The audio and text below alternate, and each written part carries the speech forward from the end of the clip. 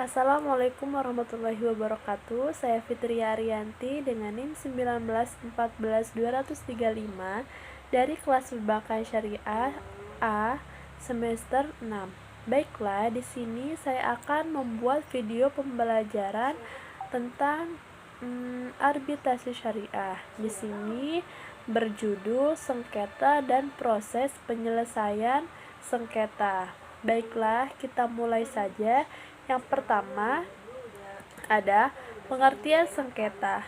Pengertian sengketa dalam Kamus Bahasa Indonesia berarti pertentangan atau konflik.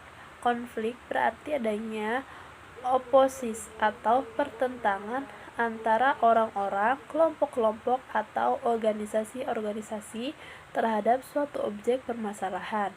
Sedangkan menurut Ali Ahmad berpendapat, sengketa adalah pertentangan antara dua pihak atau lebih yang berawal dari persepsi yang berbeda tentang suatu kepentingan atau hak milik yang dapat menimbulkan akibat hukum dan karenanya ada diberi sanksi hukum bagi salah satu di antara keduanya.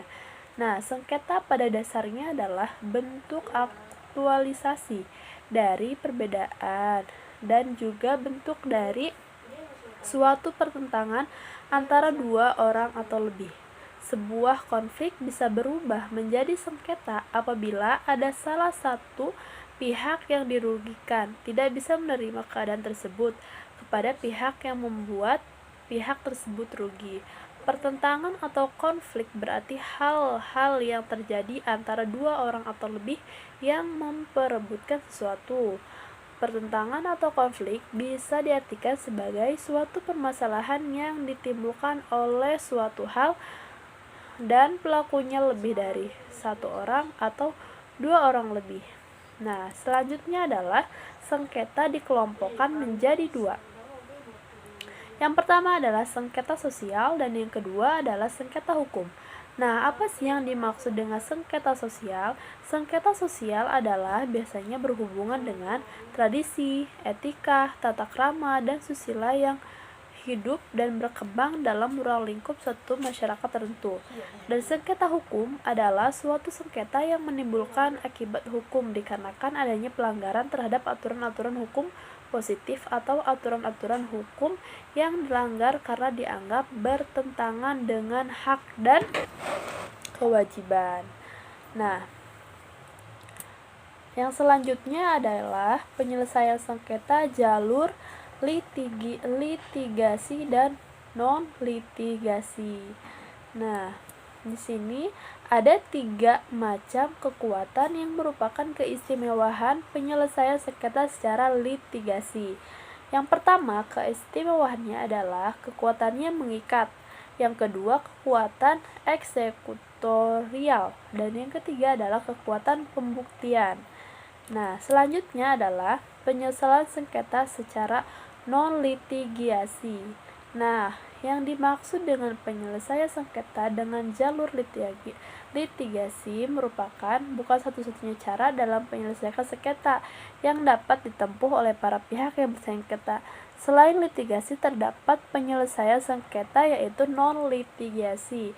Nah, yang dimaksud dengan sengketa non-litigasi yaitu penyelesaian sengketa melalui negosiasi atau musyawarah, mediasi, arbitrase, dan konsiliasi. Metode penyelesaian sengketa melalui jalur non-litigasi sebagaimana yang telah disebutkan sebelumnya dapat diuraikan. Nah, sebagai berikut ini. Yang pertama adalah penyelesaian sengketa melalui negosiasi. Nah, dalam praktek negosiasi dilakukan karena 2 alasan, yaitu yang pertama untuk mencari sesuatu yang baru tidak dapat dilakukan sendiri. Misalnya dalam transaksi jual beli, pihak penjual dan pembeli saling memerlukan untuk menentukan harga. Di sini tidak terjadi sengketa. Kedua, untuk memecahkan perselisihan atau sengketa yang timbul di antara para pihak. 4. Dalam pasal 6 ayat 1 Undang-Undang Nomor 30 Tahun 1999 tentang arbitrase dan alternatif penyelesaian sengketa. disebutkan bahwa sengketa atau beda pendapat perdata dapat diselesaikan oleh para pihak melalui alternatif penyelesaian sengketa yang didasarkan pada itikat baik dengan mengesampingkan penyelesaian secara litigasi dan pengadilan negeri. Nah, yang kedua ada penyelesaian sengketa mediasi. Nah, mediasi ini pada hakikatnya merupakan suatu bentuk penyelesaian sengketa yang memberikan pandangan ke depan terhadap para pihak yang bersengketa.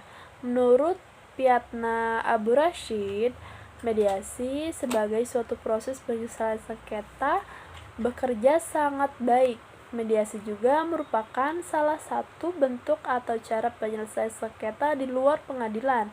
Berbeda halnya dengan negosiasi, proses penyelesaian sengketa melalui mediasi dapat melibatkan orang lain atau pihak ketiga sebagai mediator.